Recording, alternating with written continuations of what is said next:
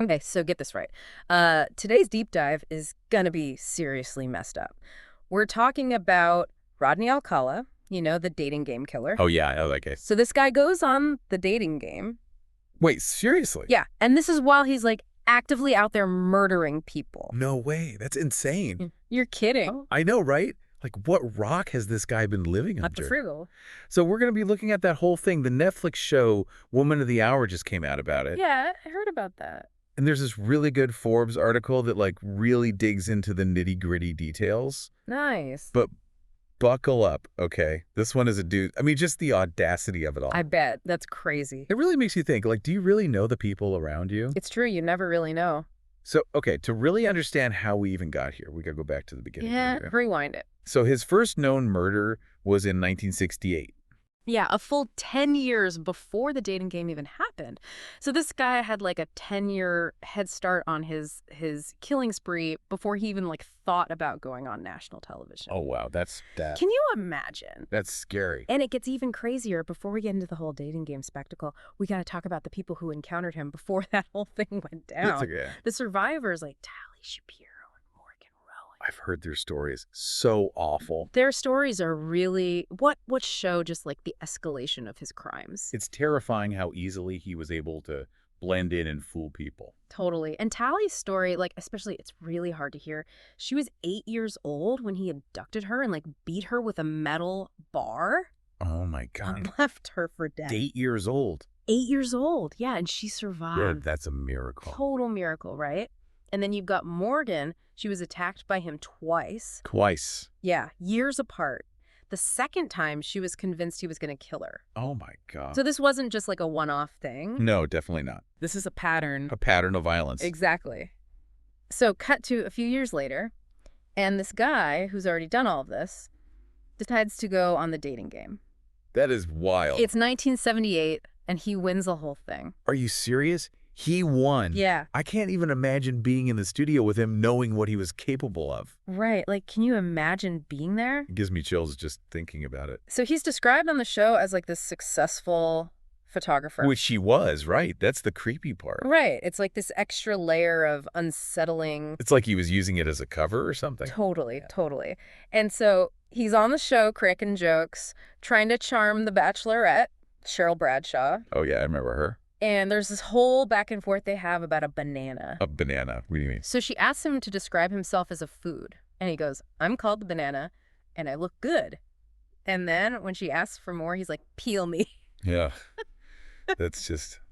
Knowing what we know now, it's No. just bone-chilling. So creepy. Seriously creepy. And get this, Cheryl actually picked him.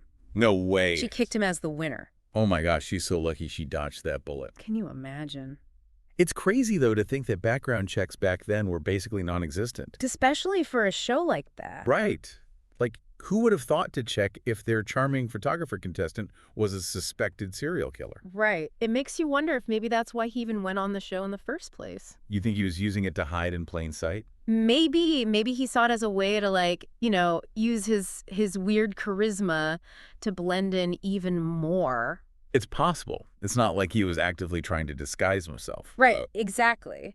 And that's kind of what makes him different from those other big-name killers, like a Ted Bundy. Yeah, Bundy was all about the disguises. Right. The screenwriter for Woman of the Hour actually talks about this. She says that Alcala wasn't about the disguises. He was just operating in plain sight, like he thought he was invisible or something. That's almost scarier. Like, he wasn't hiding, he was flaunting it. Mm-hmm. Counting on people to just see what they wanted to see, this charming photographer. Exactly, and it worked for so long. That's the truly disturbing part. Okay, before we go any further down this rabbit hole, let's take a closer look at his crimes, right? Okay. So we've got his first murder in 68, and then he starts committing murders all over the place. California, New York, Wyoming.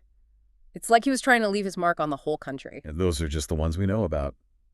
Investigators think there could be so many more. Which leads us to a really disturbing discovery, something that really shows you how big this could actually be. You talking about the storage locker? You know it. Oh, man. That still sends chills down my spine. So they find this storage locker rented by, you guessed it, Rodney Alcala, and inside are hundreds of photos of women and children. Hundreds. Hundreds. Hmm. Some of them are in some really disturbing poses, like really messed up. It's like he was documenting his crimes, keeping trophies. It's scary to think about what those photos might mean.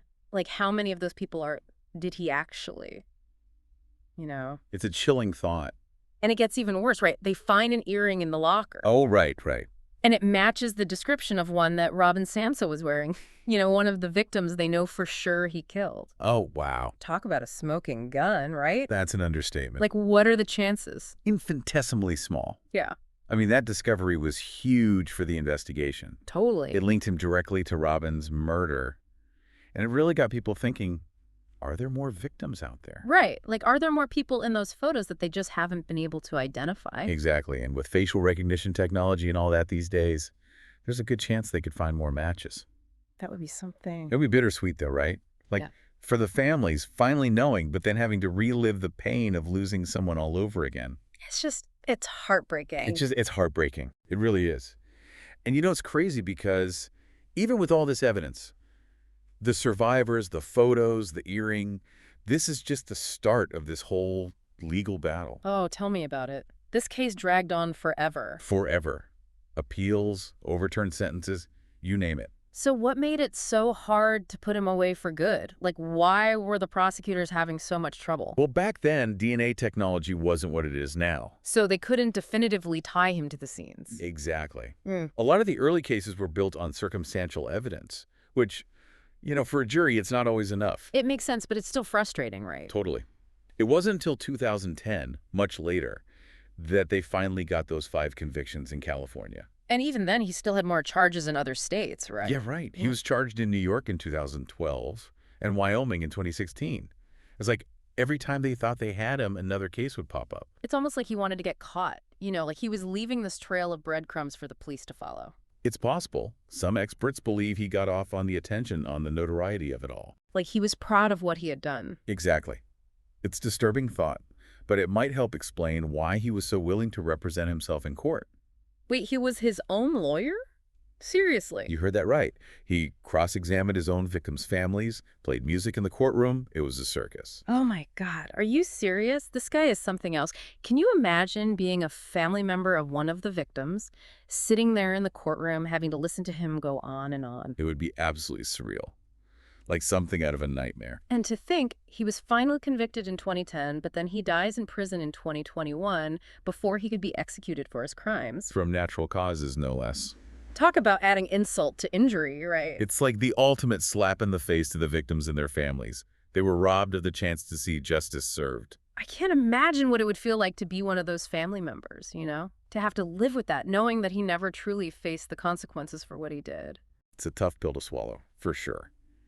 And it speaks to the limitations of the justice system. That sometimes, even when it works, it doesn't feel like enough. Because even though he's gone, the pain and the questions linger, right? Absolutely. Those unidentified faces in those photographs, they haunt this case. They're a constant reminder that there are families out there who may never know what happened to their loved ones. It's not right, They never get that sense of closure. It's true. And it's a good reminder that the justice system, it tries to be fair and accurate, but it can't always bring that closure that people crave. It's a hard truth, for sure. So we've gone through a lot with this case, right? Like from those early crimes and what those survivors went through to that whole dating game thing and then the courts. It's a lot. It really is. And I think it really shows you how someone so normal looking can be hiding such a dark side. It's terrifying. Honestly makes you wonder if you really know anyone at all. You never know who you're really dealing with, right? Like, Yeah. how do you even protect yourself from that? Right. Like if someone can fool everyone around them for so long, what chance do we even have? It's definitely not easy. But I think it starts with trusting your gut, you know? Like Cheryl Bradshaw, the bachelorette on the dating game, she picked up on something, some kind of bad vibe. She didn't even know why, but she trusted that feeling, and she ended up avoiding a potentially deadly situation. That's so true. Like sometimes you just get that feeling and you can't ignore it. Exactly, exactly. And it's not about, like, being scared of everyone or assuming the worst. It's about being present, aware of those subtle signals that something's not right. So it's about finding that balance between being cautious and not letting paranoia take over. Right. We can't live our lives in fear, but we can be informed, be aware, and listen to those instincts. Knowing what we know now, it's hard not to be a little wary, right? But you're right, we can't let fear control us. Exactly. And the more we learn about these kinds of predators, how they operate, what motivates them, the better equipped we are to protect ourselves and the people we care about. Couldn't agree more.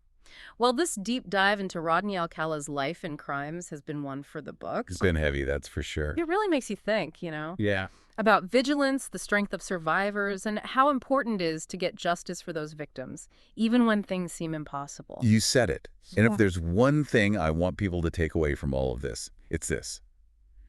Trust your gut, stay aware, and never ever underestimate just how dark things can get. Seriously, wise words. So that about wraps up our deep dive for today. Big thanks to you for joining us on this wild ride. It's been intense, to say the least, but always a learning experience. Absolutely. Until next time, folks, stay curious and stay safe.